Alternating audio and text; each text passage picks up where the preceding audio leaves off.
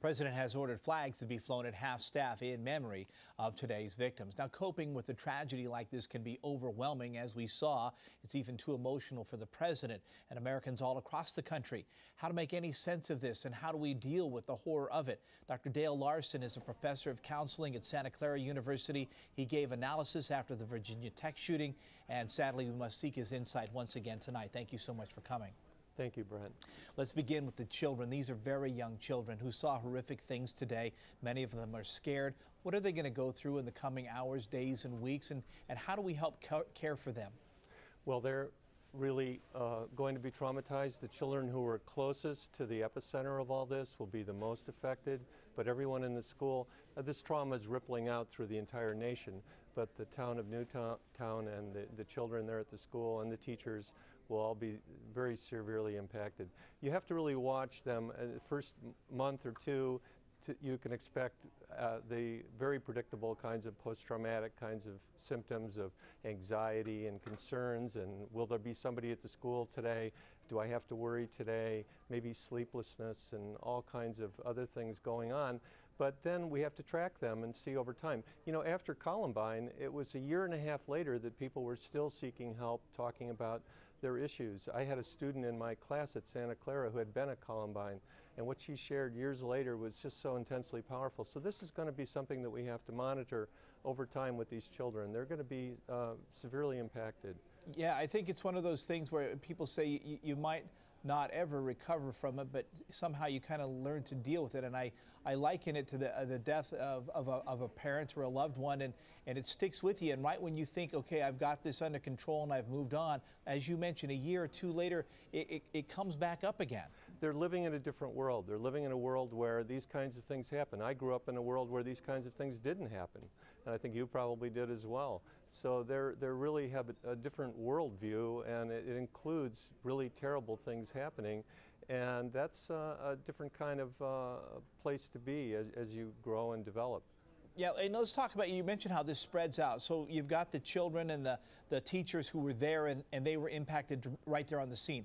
But you also have teachers or the police officers who responded, emergency workers, the nurses, members of the clergy. Brent, my ear thing fell out. There sure, you okay? I got it now. You got it? Yeah. So I was talking about all the periphery people who have to deal with this, the police officers who come to the scene, the nurses at the hospital, the clergy that have to tell the family. This spreads out, and these people are also impacted, and I don't know how many reporters and anchors I've seen today, tears in their eyes delivering the story. It impacts so many people no matter where you are. Yes, we talk about this as vicarious traumatization or secondary traumatization. It's really real. We've studied this. It's called compassion fatigue, where the caregivers for these people who are directly traumatized are going to be seriously affected, and we need to provide support for them. I think the real message here is that we all need to do this together. We need to support each other, and I see a lot of that happening in Newtown. They're already having vigils, and these will go on for a long time, but we all need to support each other, not pull back. One of the terrible things that can happen after a tragedy like this is we kind of pull back because we're less trusting in our shared humanity, because you can't explain why this would happen. Human-induced violence is the most difficult for us to negotiate, because you know, a hurricane is one thing, a tornado is one thing, but someone shooting children is another kind of trauma to negotiate, which just you cannot really wrap your mind around, as many of the survivors have said today. Can you give us any insight as to what kind of person would go out and kill their mother and then kill innocent young children and teachers like this? It's just unconscionable, unfathomable, and yet it has happened not once but several times in our country recently. Yes, there's no single profile. I mean, when you really look at the data, you find that only about 17–18% of these mass killers, shooters, have some diagnosed mental disorder. Many of them have been suicidal. About 80% have attempted suicide or have expressed suicidality. So you have isolated people who are often vengeful and are angry, and then they have the availability of a weapon, and you put that together, and that's what happens. So they're not always what you might call psychopathic, although we would consider anything like this severely psychopathic, but they might not be diagnosed that way, but you have them, they've stepped back from their connections with humanity. It's also symptomatic of the isolation that's happening in our country. People have fewer and fewer confidants. So, you know, these people typically do disclose their intent to someone, and very often that person doesn't actually reveal that to others. So we've got to take some responsibility here when we have these isolated people in these very difficult straits. And I think there were reports that so far they have not found any social media footprint for this guy at all. Can you tell us a little bit about how we deal this with our own kids? Because it's the kind of thing that's it's all over the television, the internet, social media, it's in the papers, it's out there. You can try to shelter your kids from it, but A, should you? And B, if you can't, how do you deal with it? Well, I think in general, given the graphic nature of the news, it's good to have a little news break, you know, with younger children and not have them exposed to all this, especially when these kinds of things are unfolding and it's so extreme for them and they can't possibly process this. But I think what we need to do is when they're asking about it, to have frank talk with them.